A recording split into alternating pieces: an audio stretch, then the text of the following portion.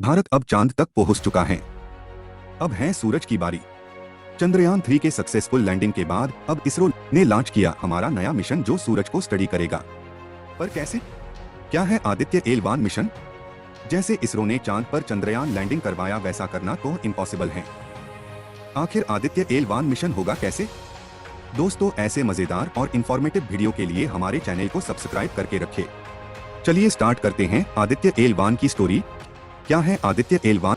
2 सितंबर 2023 यह भारत के इतिहास की एक इम्पोर्टेंट दिन में माना जाएगा, क्योंकि हमारे इसरो ने एक नया मिशन आदित्य एल1 लॉन्च किया है। पर क्या है आदित्य एल1? आसान भाषा में आदित्य एक संस्कृत वर्ड है जिसका मतलब है सूरज यानी कि सन। लेकिन यह एल1 क्या है? एल1 का मीनिंग है लग्रेंज पॉइंट 1।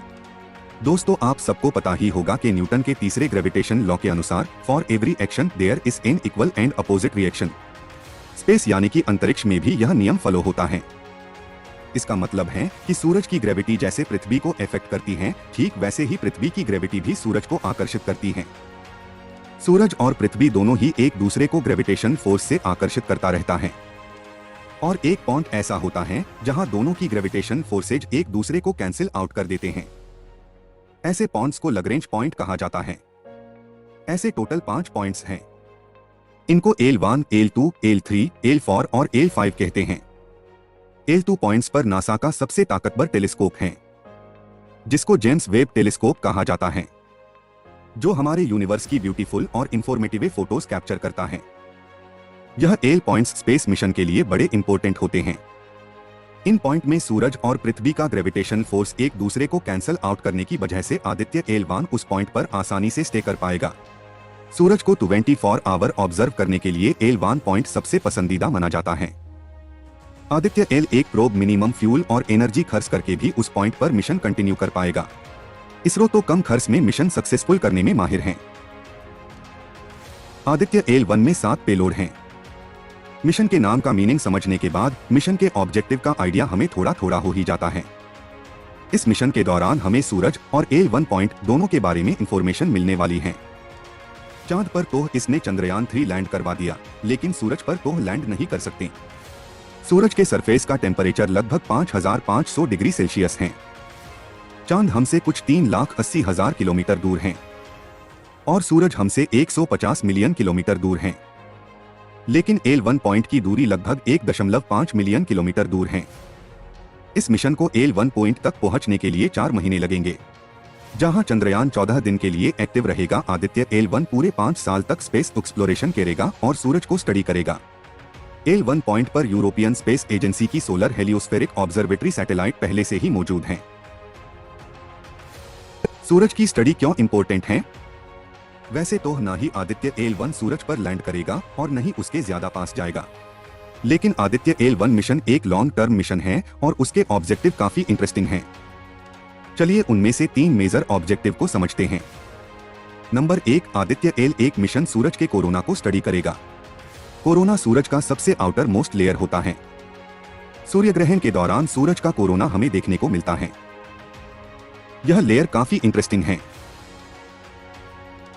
दोस्तों, आपने देखा ही होगा, जब हम आग के करीब रहते हैं तो हमें ज्यादा गर्मी महसूस होती है और जब हम उससे दूर जाते हैं तो गर्मी कम हो जाती है।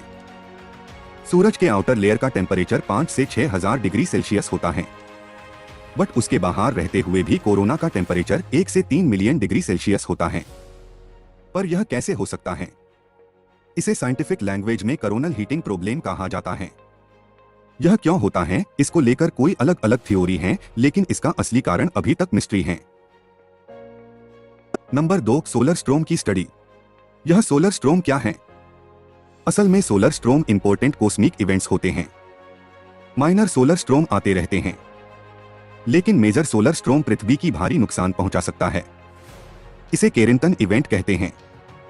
पृथ्वी की मैग्नेटिक फील्ड्स इन सोलर स्ट्रोमस को रोक देती हैं, पर मेजर सोलर स्ट्रोम अर्थ के मैग्नेटिक फील्ड्स को लांघ कर भी जा सकता है। नंबर 3, जैसे एक एरोप्लेन को अपने सफर में जाने से पहले मेट्रोलॉजिस्ट यह कंफर्म करता है कि वेदर ठीक है कि नहीं, वैसे ही स्पेस मिशन के लिए यह पता करना जरूरी है कि स्पेस वेदर ठीक है कि नहीं। हमारे सोलर सिस्टम के ऊपर सूरज का बड़ा इंपॉर्टेंस है। सोलर सिस्टम का 99% मास सूरज पर एकत्रित है। जिसके कारण सूरज सारे सोलर सिस्टम के फिजिक्स को डोमिनेट करता है। इसको अच्छे से जानना इस मिशन का एक ऑब्जेक्टिव है। इंडिया ने यह तो साबित कर दिया कि हम भी अपनी टेक्नोलॉजी के साथ सॉफ्ट लैंडिंग कर सकते हैं, लेकिन इसरो का आने वाला मिशन इससे भी ज्यादा खतरनाक है। इसरो अपने ह्यूमन मिशन की प्लानिंग कर रहा है और अगले कुछ सालों में भारत स्पेस में एस्ट्रोनॉट्स को भेजेगा। आदित्य L1 हमारा पहला सन फोकस्ड मिशन है। इंडिया पर क्लाइमेट चेंज का असर सबसे ज्यादा होने वाला है। सूरज के बदलाव को आदित्य L1 से स्टडी करने के बाद इसका जो इम्पैक्ट हमारे देश और पृथ्वी को होगा बोध हमारे सैटेलाइट ऑब्जर्व करेंगे। भारत के एग्रीकल्चर, क्लाइमेट, फ्लड आदि को कैसे सूरज इफेक्ट करता है, यह भी जानकारी हमें मिल सकती है। सूरज की एनर्जी को ऑब्जर्व करना हमें एस के ह्यूमन स्पीशीज प्रोग्रेस में बहुत हेल्प करेगा। अक्सर लोगों को लगता है कि स्पेस मिशन अमीर देशों का ही है, लेकिन विक्रम साराभाई एक भविष्यद्रष्टा थे। उसने इसरो को ऐसे बनाया कि यह हमारी रियल प्रॉब्लम को सॉल्व करने के लिए काम पर आए। इसी मौके पर इसरो को हमारी तरफ से शुभकामनाएं। वीडियो अच्छा लगा तो अपने परिवार और दोस्तों के साथ यह वीडियो शेयर करिए।